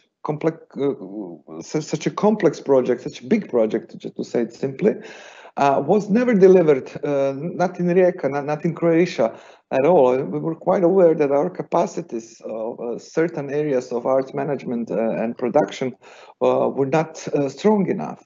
Therefore, we put a strong emphasis on our capacity building program. We developed our own capacity building program called the Classroom, with different experts of different fields from Europe and of course from Croatia from some specific management issues. This was also very important for the panel to see that we are building our capacities to deliver and that we are investing long term in culture and creative sector of Rijeka. We also recognize that there is a strong and thriving university that really wants to connect with local community. Sometimes universities are isolated in their campuses and what they do, and they don't have much touch with the city itself. So the university really became on board of the project and later in a board of the organization, one of the most important strategic partners, but also a program partner. That they had a whole program line that they are still responsible for, but they also engaged in very many other programs and activities. This is one of the example of cross-sector cooperation that is also very important for the panel, and this also gave us opportunity to have outreach towards students that you probably all know are quite demanding target audience. As I mentioned, we're in the middle, the center of this very diverse region. This region is one of the most developed touristical regions in the country, but the city itself is kind of transit city. It wasn't, and wanted to go into development of tourism industry. Therefore, we of course used what we have produced at a program level, like artistic installations and other works, but also the infrastructure itself as the new attractors or new attractions for tourism. We develop international marketing strategy, but of course you cannot target whole Europe with these budgets we have, but with some specific countries. And from the beginning, the tourist board of Rijeka was engaged as strategic partner. This is, of course, developing the long-term links between culture and tourism, which were not that much developed before. And this is also very important ingredient of this so-called European dimension, where European audiences should be also our target, and we should have a program that is attractive enough for people to come from other countries or even from a bit far away. Of course, Rijeka, comparing especially to the western and northern richest cities, has quite limited budget for such a project such as ECOC is. What is logical to do in such a situation is to match the city budget with a state budget, and we managed to have agreed that each of them will give 10. Of course, this all have changed with Corona, but we can talk about this later. We also had a quite big focus on EU fund, especially regarding infrastructure. This was all paid for budget more than 40 million. More than half came from EU funds, and of course from some additional sources. This is very important to prove to the EU panel that the project is feasible and that there is a clear and sustainable fundraising strategy. Regarding the process itself, actually the first kind of talks and ideas about having Rijeka as European capital of culture were advocated by the independent scene in Rijeka already in 2004, 2005, but because of some political and administrative procedures, as you know, Croatia came in this European line of countries for 2020. It's also important to know that both us and Galway, that was the European Capital of Culture for the same year, were first starting with the new procedures, new regulations, and new rules that are still relevant also for your future application. So we started the process about 8 years before the title itself. The City Office for Culture was the institution that led the process. The key step at the beginning was to gather the pool of experts, or rather to say cultural practitioners and artists rather than experts, who developed the very idea and the vision of the program. And one of these people later became an artistic director of the whole project. This also was a process when the strategy of cultural development of Rijeka was started, because between others, this became this became not the criteria, but something you must have if you want to apply, because the key change of the idea of the concept of European Capital of Culture by the Commission on the European level was that you have to prove that ECOC is a kind of vehicle, a tool of your city for a long-term cultural development of the city. So in 2014, in April, the city council, and this was the majority, if not all of them, adopted the strategy of cultural development of the city until year 2020. And at the same time, they accepted the candidacy of Rijeka 2020 for ECOC.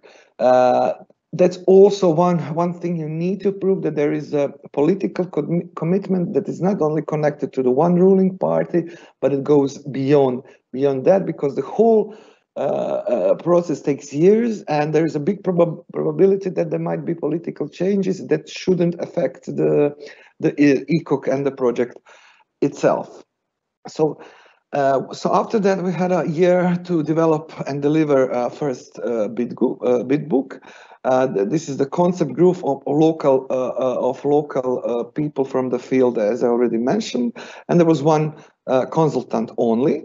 There was quite a lot of public debates and promotional activities, and there was a call of a project ideas that could finish in the bid book, because this is also what you need to prove that local artists and local organizations have been involved in the process itself.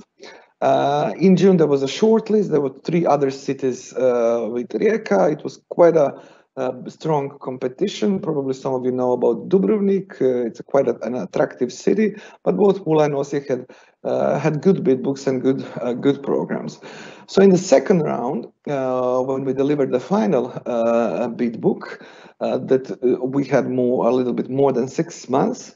There were more experts from the side involved. The program had to be developed much into detail. This is what we did, and we followed panel's recommendation, because after the first round, panel gives to any city the report in which you can see what they expect you to improve with your application. And this is really something one needs to follow, because also these recommendations are given from people in the panel, and at least the panel, how it was when we were applying, there were a lot of people who had experiences with different capitals of culture, and it's always good to take their recommendations seriously and to understand it as a good intention. So only in March 2016 the decisions was made, and we had basically from the July of 2016 till 20 to prepare the project. Both us and Galway were in this kind of strange situation, because there was this formal decision by the European Parliament and other institutions that were coming late, so we kind of lost 6 months in this process. So this is end of the first part. So Joris, I don't know if you have any questions. Do you want me to take them now, or shall I continue? Maybe we can briefly take one question. We have a bit of a tendency to go over time, so I'm going to just briefly ask one question in between, and then we can continue. And it's a question which is also relevant for the case of Lille, who has also clearly a regional strategy. You have that as well, you indicated. And so there's the question, so what were the obstacles and also the possibilities opened by having this regional perspective? Because also for Ghent, it's an issue, of course. How are we going to work with the region? What are your lessons learned there with this regional approach? And would you recommend it? Okay, it really depends. I will go frankly about what we maybe had as the challenges. If the project is led by one body, let's say city, it's easier, of course, because you can easily make decisions, etc., etc. But of course, there is a specific challenge you have between two bodies, region and the city, and it's also important that everyone from the beginning understand. And this is how it's written by the documentation about European capitals of culture, that the city is center. You know, city is a star, and the region comes with the city. And I think it's good from the beginning to be clear about it. So for us, we didn't manage to have region as a equal partner to the city, not by the budgets, not by anything. And region was mostly concerned about two specific programs that were of regional, that had regional impact. I think we could even do more if this partnership would be, how to say, more closely developed.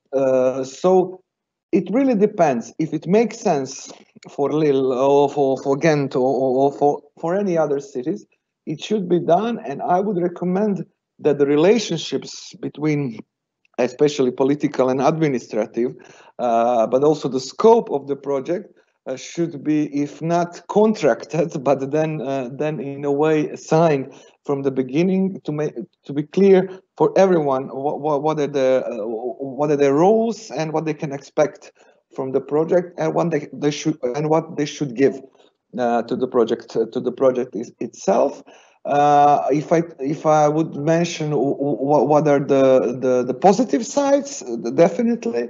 Especially for Rijeka, as I said, it's really limited territory. You know, you don't even notice that you are out of Rijeka, that this is another city or whatever, another administration.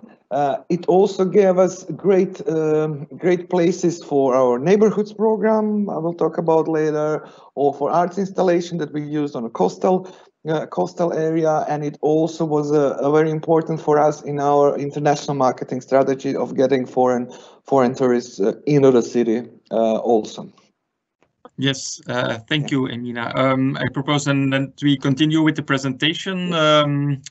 We have time until 5:20 for the whole part, so let's say let's go for 15 minutes more of presentation in order to have some time for Q&A. Okay, so as said, we invest a lot into infrastructure. I'm not going to go into details, but there will be a new cultural district built, the first in Croatia. We will have a super attractive ship museum. Of course, there are delays with the infrastructure. Some things have been like Museum of Contemporary Art has been open even in 2017. For us, it was very important to have a new space as an interface for people in Rijeka, called Rehab, Culture and Information Center. This was also a co-working space, a space to meet communities and so on. And together with a smaller investment of state, we managed to repair one of the buildings of Export Derbo, which was our main stage for many programs during this summer, programs which we could do due to the coronavirus. Our program had, you can say, there is a culture and artistic program as a core, but a lot of, as I already said, activities in capacity building and participation program. Also, this was very important for us, these 3 stages of program, because ECOG, in my opinion, it's not about the year itself and a big festivity. If you want to have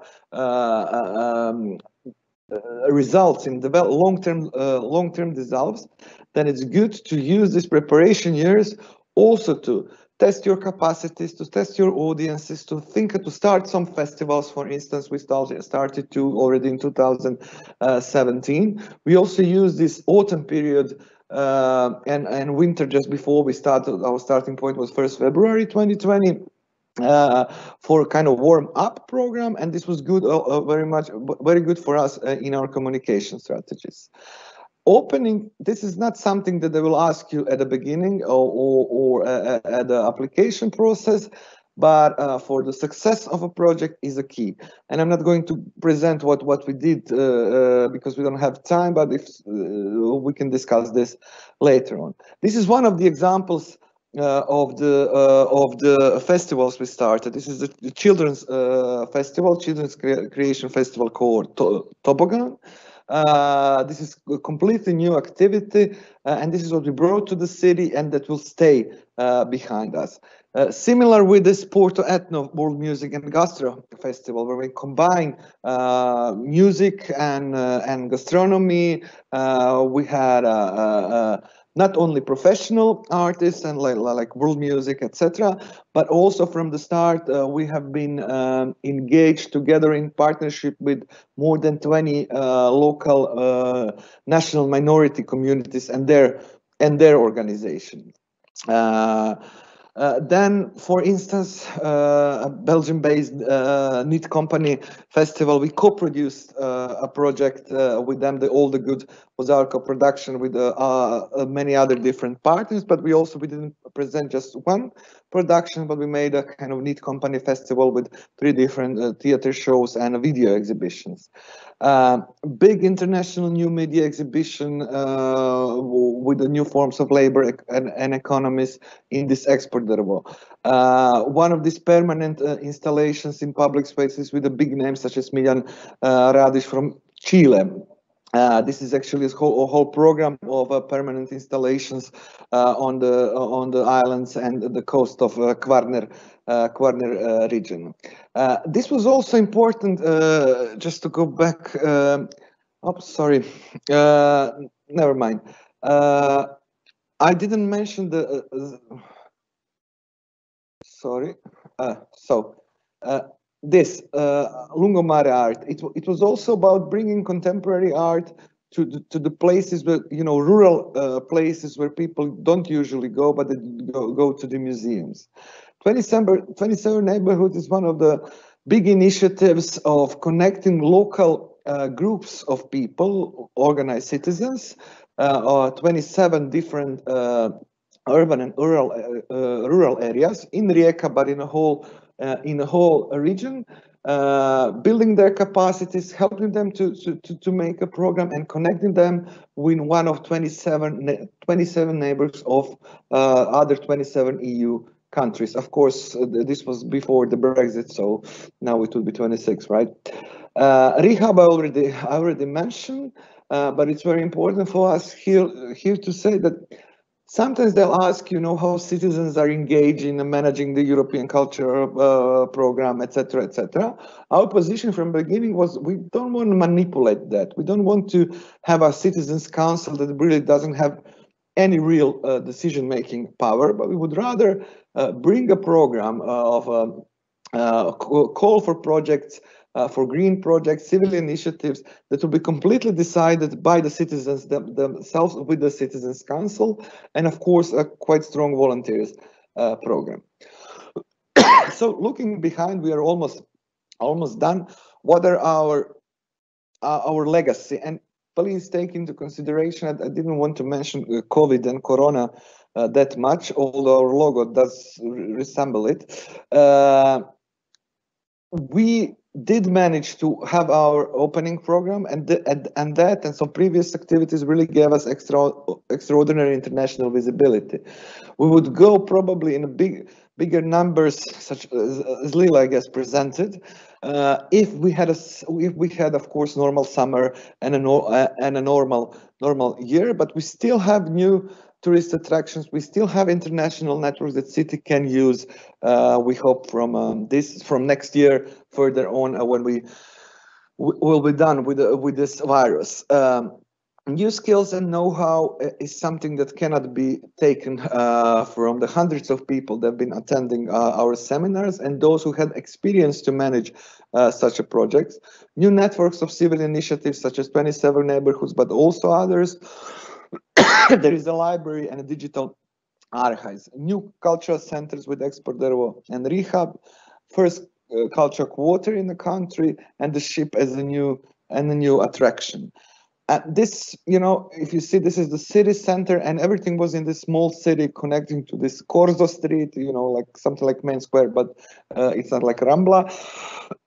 Now the city center spreads. And for the end, just a few tips. I will go through them quickly. I would say that you should start from your city as it is and what it is, and to be frank with yourselves, but also with the panel about the problem, challenges, capacities, and that will give you sustainable strategies, of course. Also, it's very important to involve all the stakeholders, the main stakeholders, from the beginning, and everybody to have a quite clear role what will happen. Because if that's not clear at the beginning, then it will make problems further on in implementation of the project. That means also, I already mentioned, the contracting would be good, or at least some agreements. This is probably the harder task to secure political support of majority of political actors. We did that. But we also, of course, this is a huge project, and in any city you have challenges with some local politicians that they use this project just for their political interest. Probably the most important ingredient in this period is to bring a strong candidacy team that would, if they can stay, also be there in the implementation of the process, so you can have a continuation. It is also it is good thing to have external experts, especially those who have been already, who have some experience with ECOGs, but never let them to make decisions. They should be there to advise.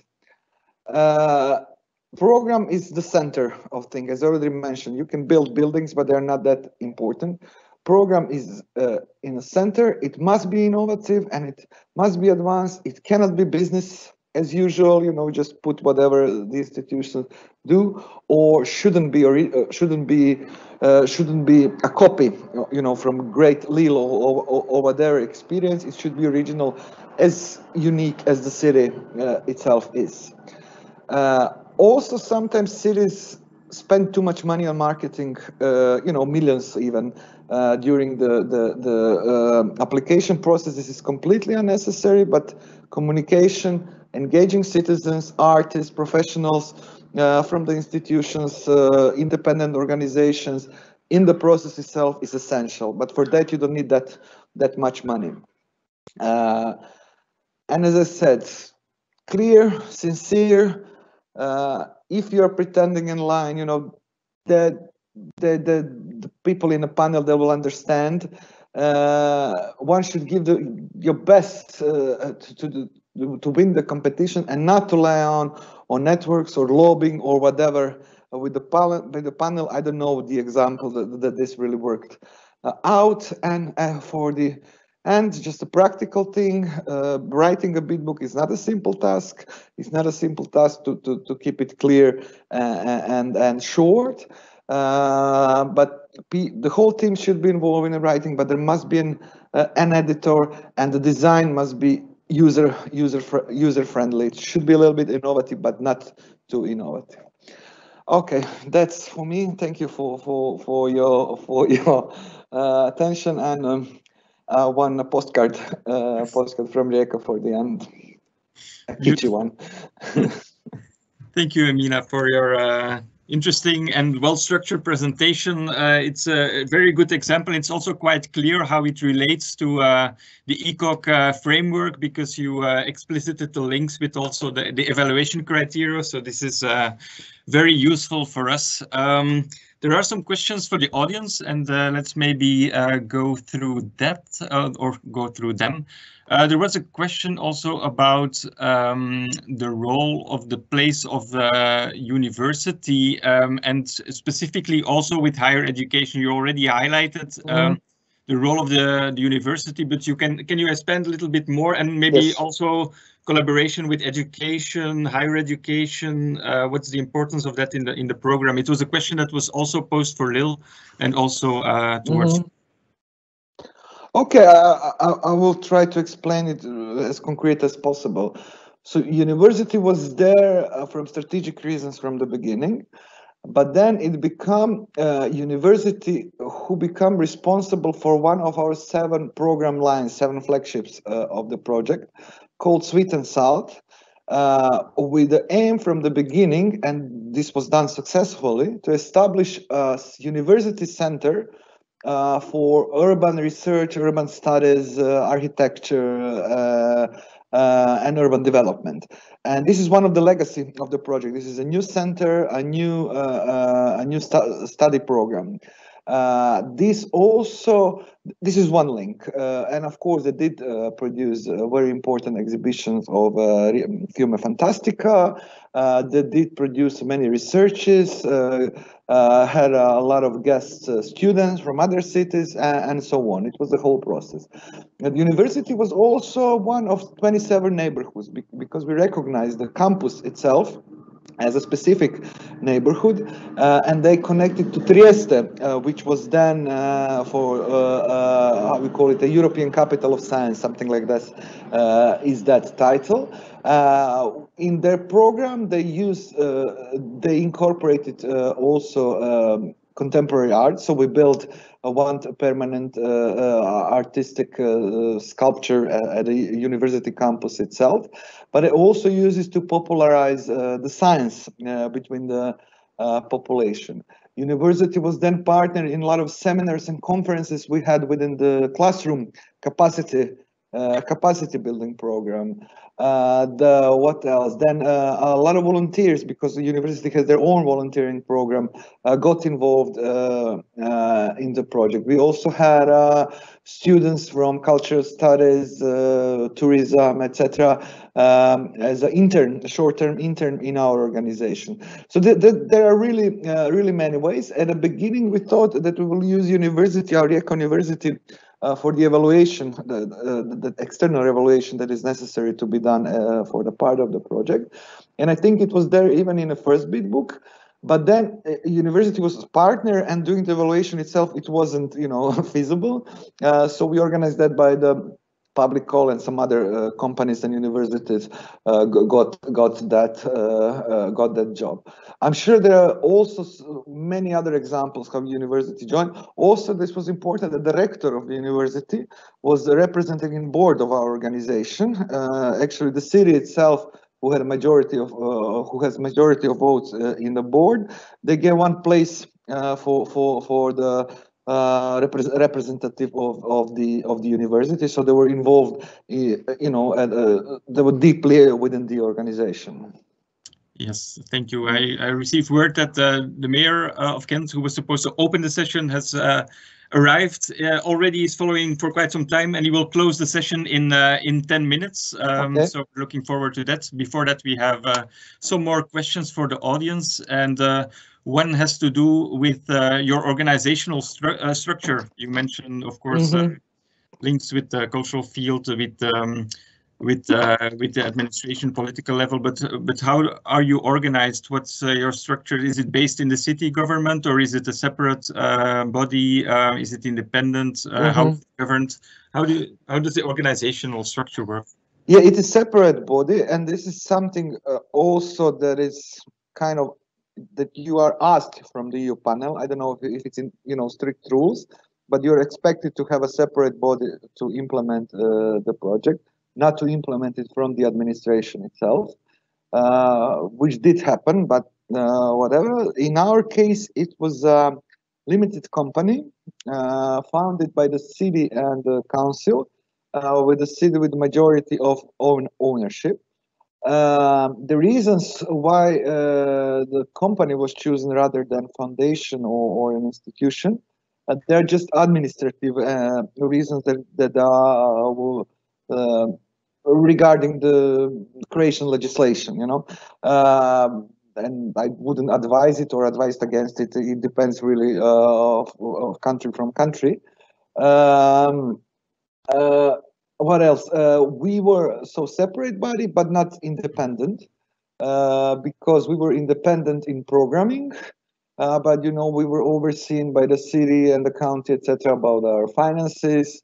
The mayor is at the top of the institution. So if people are saying that ECOCs are completely politically independent project, it is not true, and it would be naive to understand it. But programmatic independence, artistic independence must be kept.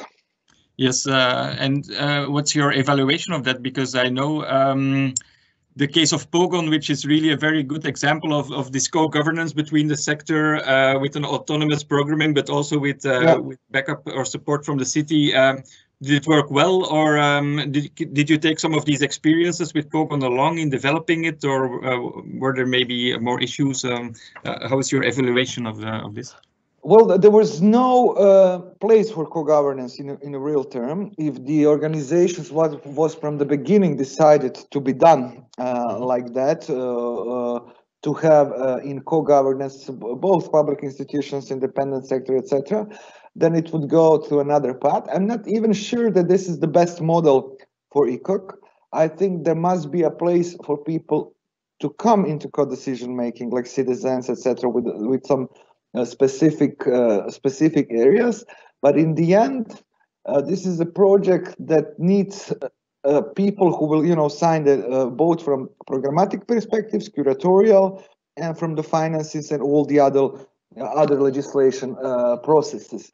I have to say that independent sector in Rijeka was involved. There was That were not that the institutions were the biggest program holders, but actually it was our agency, the university, one of the independent organizations, Drugo More, and so on. But they were not reflected in structure of the organization. Thinking back now, I think it would have been better for us in some points, especially regarding the communication of the project, regarding the Corona crisis with the project, that we had embedded within organization a more participatory model, and I would recommend that.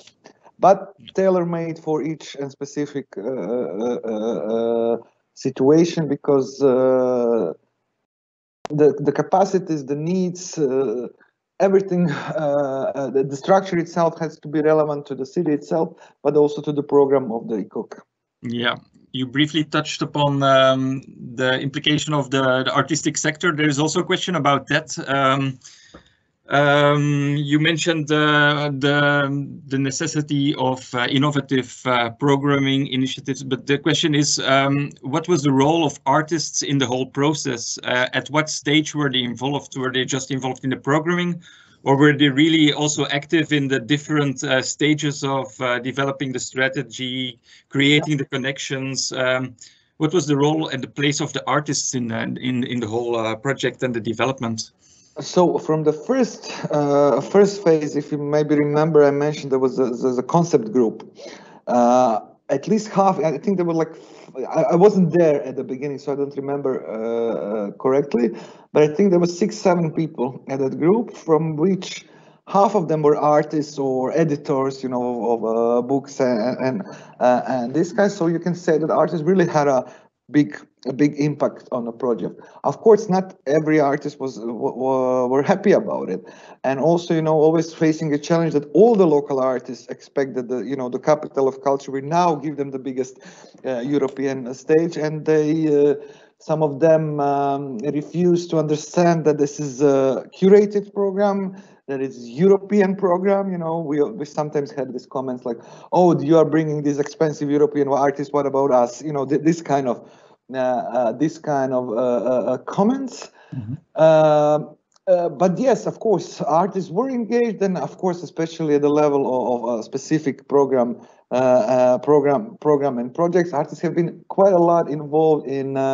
We managed, especially for the projects we did in Rijeka 2020 directly, to give them a lot of room to communicate with local communities. For instance, with this Lungomare art project, that there was a whole process of residences, study visit, communicating with local people, negotiating with the mayor or whomever about the project itself. So that they've been involved in different stages. But on the other side, we never wanted to push artists to do jobs for which they don't want to do, something like administration, management, fundraising, and this kind of things. Of course, within the artist community, there are those who want to do that. So, for example, we had a few artists also employed here in our company as project managers.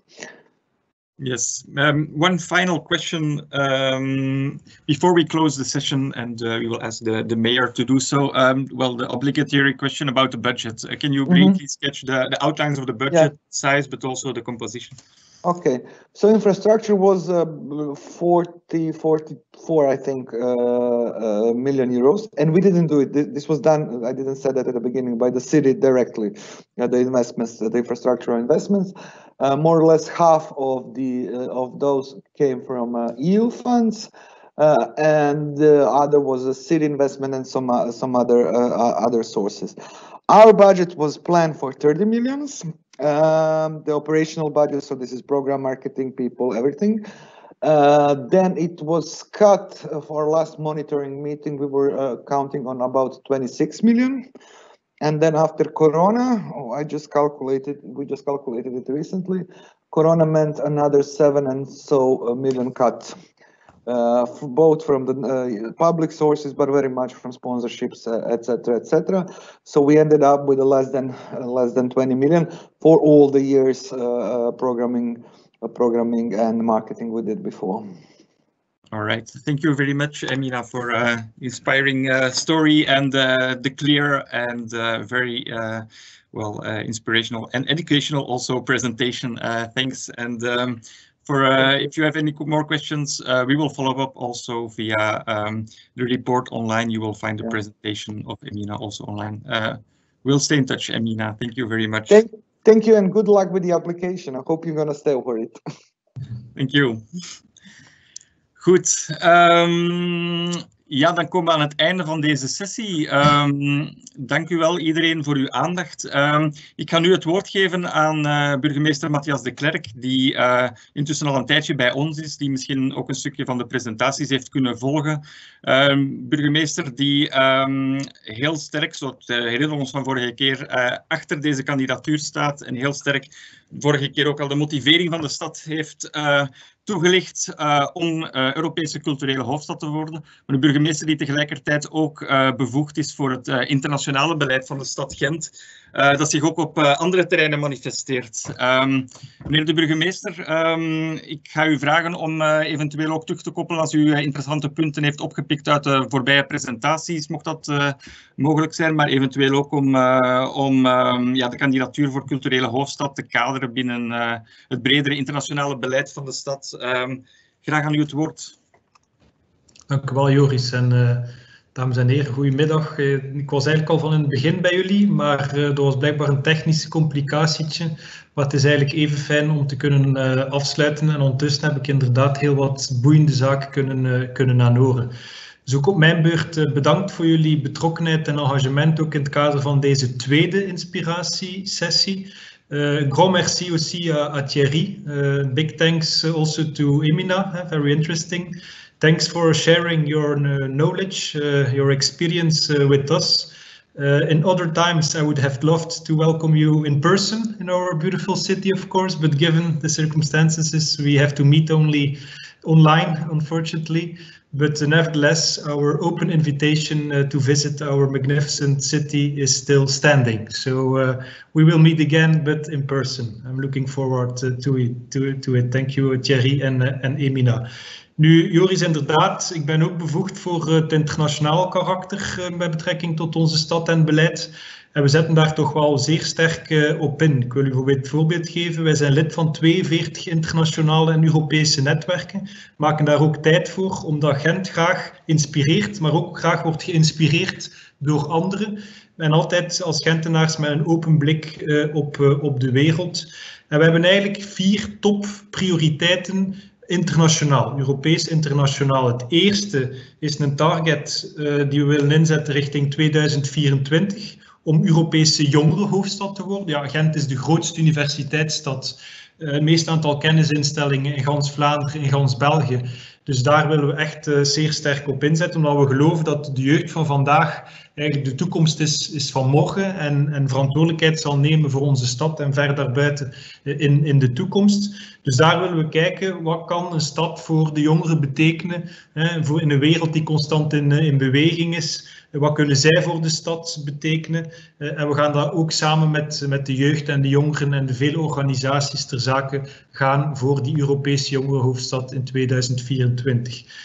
2030, Europese culturele hoofdstad. En dat moet eigenlijk een scharnierpunt zijn. Hè. Geen eindpunt, geen orgelpunt, maar echt een scharnierpunt in een proces dat we nu opstarten. Hè. En waar dat we al onze troeven bundelen met de culturele sector, die al heel gelaagd en heel breed is. De Schepen heeft er ook in zijn goede inleiding naar verwezen. Maar waar dat we ook verbindingen willen leggen met andere sectoren, met andere geledingen binnen onze stad, om die te betrekken, om die te raken, om die mee te nemen in het verhaal. En ja, we moeten eigenlijk die sporen dan kunnen nalaten in onze stad in 2030. En ik heb daar toch wel interessante dingen gehoord vanuit Lille, vanuit Rijeka. Niet altijd even gemakkelijk om het uit te spreken, vind ik. Mooi, maar voilà. Dus dat is wel boeiend. Dus en het leeft, hè. Dat getuigt deze inschrijvingen, maar ik krijg ook veel mails over via social media. Ik heb het gevoel dat echt de neus in dezelfde richting staan om voor die culturele hoofdstad vol een bak te gaan. 3.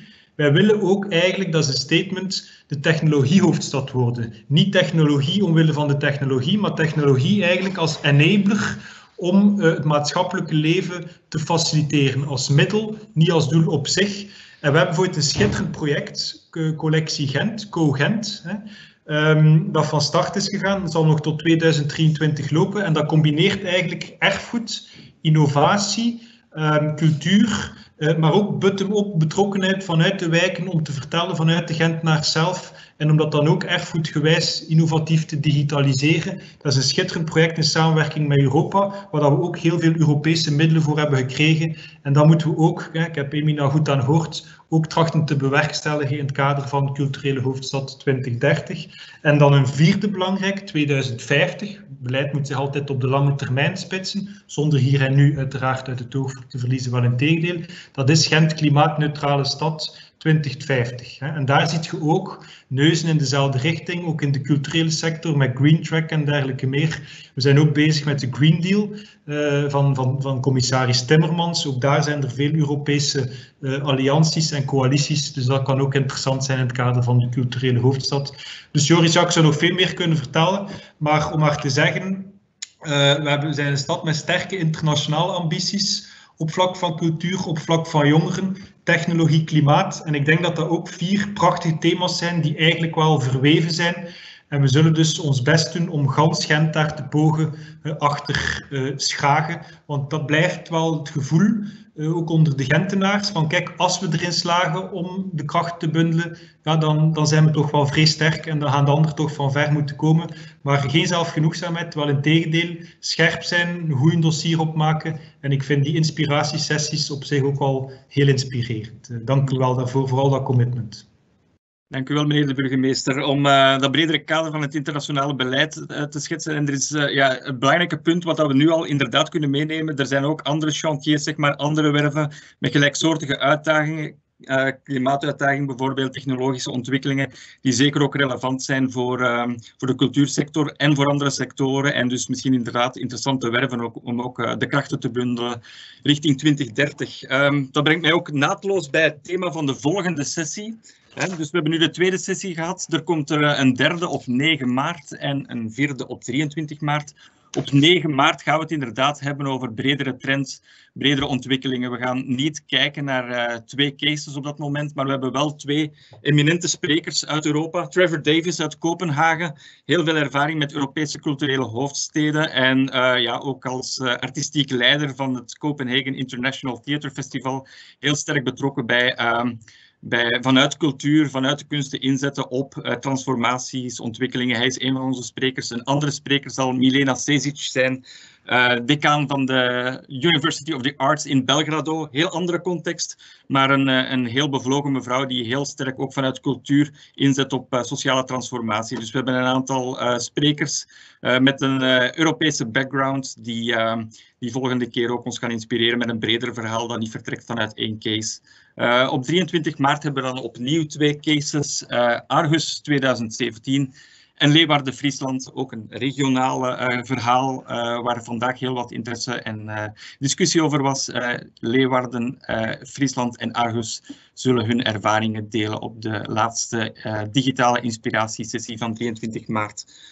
Nadien zou het speelveld duidelijk moeten zijn voor ons, de spelregels, en kunnen we zelf aan de slag om dat soort van ideeën van elders ook heel sterk te gaan toepassen op de situatie in Gent en ons eigen verhaal te gaan bouwen, want dat is uiteraard een van de takeaways die we ook meenemen uit Rijssel, uit Rijeka. Het vertrekt vanuit een eigen verhaal, de sterkte van een eigen verhaal, dat rekening houdt met die bredere context, de regio, het Europese verhaal, die Europese dimensie, zeg maar. Dus daar gaan we dan samen verder aan werken om dat verhaal te schrijven. Goed, dat was het voor vandaag. We zijn nog maar net begonnen, tweede sessie. Ik zie jullie volgende keer 9 maart, 13:30, dus iets vroeger dan vandaag. Tot dan bij die volgende gelegenheid. En dank aan iedereen om ervaringen te delen en om mee te denken in deze sessie.